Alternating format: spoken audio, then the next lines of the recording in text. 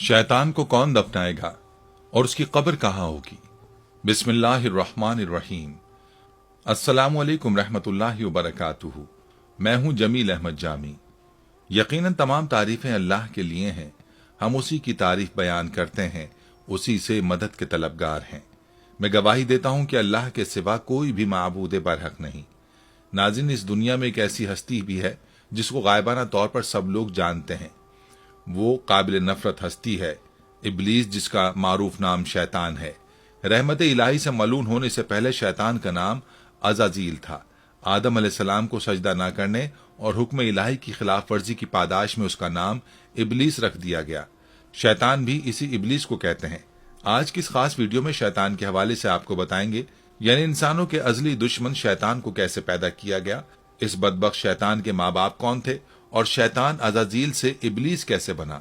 शैतान को मौत कब आएगी, इसका अंजाम कैसा भयानक होगा, शैतान को कौन दफनाएगा और उसकी कब्र कहाँ होगी, कौन इब्लीस को मौत देगा, क्या शैतान को नज़ा के आलम में तकलीफ होगी, और शैतान की कब्र कहाँ बनाई जाएगी, शैतान कितने अरसे तक मौत की नींद सोया रहेगा। नाज़रीन, इन तमाम सवालात के जवाबात कुरान और हदीस की रोशनी में मुकम्मल तहकीक के बाद एक कहानी की सूरत में आप सबके साथ शेयर कर रहे हैं। नाज़रीन, सबसे पहले ये जान लीजिए कि आसमानों पर शैतान का नाम अज़ाज़ील था। ये उस वक्त बहुत नेक बल्कि फरिश्तों का इमाम था। ये ताऊस मलाइका, बादशाह अफलाक, फरिश्तों का इमाम, मुकर्रबीन सरदार, जन्नत के बैतुल माल का खाजिन और मुअल्लिम मलाइका था। खालिक कायनात के चंद मुकर्रब तरीन मलाइका में से था। उसे ये एजाजात हजारों साल तक दिन और रात की मुसलसल रियाजत और इबादत के बाइस अता फरमाए गए थे। हर वक्त हर लम्हा जिक्र इलाही उसकी सिफत खास थी। खुशनूदी रब उसका मकसद हयात था। पहले आसमान से हफ्ते अफलाक तक, जन्नतुल मावा से लौह महफूज तक बिला रोक टोक रसाई ने उसे दूसरों से बरतर कर दिया था। ये तख्लीक आदम से हजारों साल पहले की बात है कि एक दिन वो अदब व एहतराम के करीनों का ख्याल रखते हुए लौह महफूज पर पहुंचा। शुक्र एहसान से बोझल पलकों को उठाकर ऊपर देखा, जहां तहरीर था, आउज़ बिल्लाहि मिनश शैतानिर रजीम, यानी पनाह मांगता हूं अल्लाह की शैतान मरदूद से। ये पढ़कर उसके पूरे वजूद पर खौफ से सनसनाहट तारी हो गई। उसने डरते डरते अर्ज किया, ए अल्लाह, ये शैतान कौन है। बारगाह खुदाबंदी से निदा आई, ए अज़ाज़ील, ये निहायत आबिद, जाहिद, बरगजीदा और मेरे मुकर्रबीन खास में से है, लेकिन ये तकब्बुर में मुब्तला होकर मेरी हुक्मदूली करेगा। बस मैं उसे मलून और मरदूद करार देकर रांदा दरगाह कर दूंगा। रब्बे जुल जलाल की इस बात से वो लरज उठा, उसकी जबान में लड़खड़ाहट आ गई। अटकते लफ्जों के दरमियान फिर अर्ज किया, ए माबूद हक, क्या मैं उससे वाकिफ हूं। इरशाद हुआ, वक्त आने पर तू न सिर्फ उसे पहचान जाएगा बल्कि उसके अंजाम से भी वाकिफ हो जाएगा। अर्श मौला से आने वाले इस जवाब से उसका वजूद कांप उठा। बेख्तियार आंखों से आंसू जारी हो गए। उसने सोचा, आखिर वो कौन बदबख्त और बदनसीब होगा जो हमेशा के लिए निशान इबरत बना दिया जाएगा।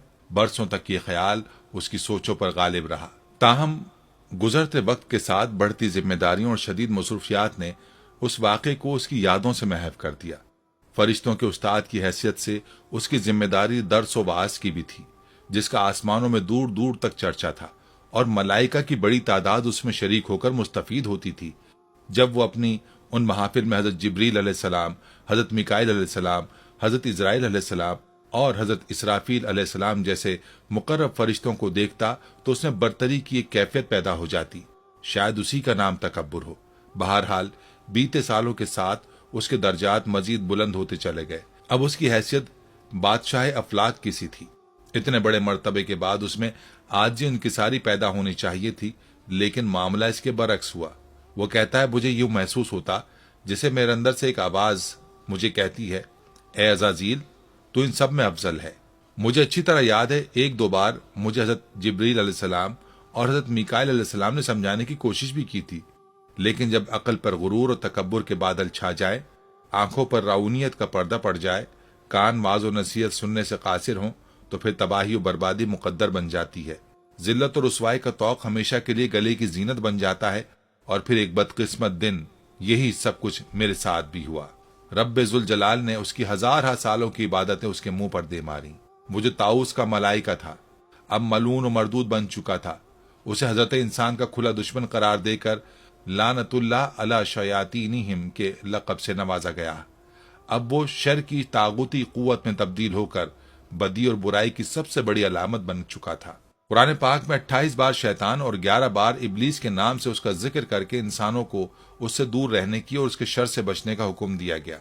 बारी ताला ने 1,24,000 पैगंबरों को दुनिया में मबूस फरमाकर कौमों को शैतान लाइन के मकरो फरेब से बचने की तलकीन फरमाई।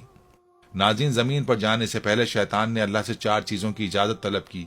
नंबर 1, ताक़यामत मौत से मोहलत। नंबर 2, अहले जमीन को बहकाने की कुव्वत, हैयत तब्दील करने की सलाहियत, औलाद कसीर और उनकी तवील उम्रें।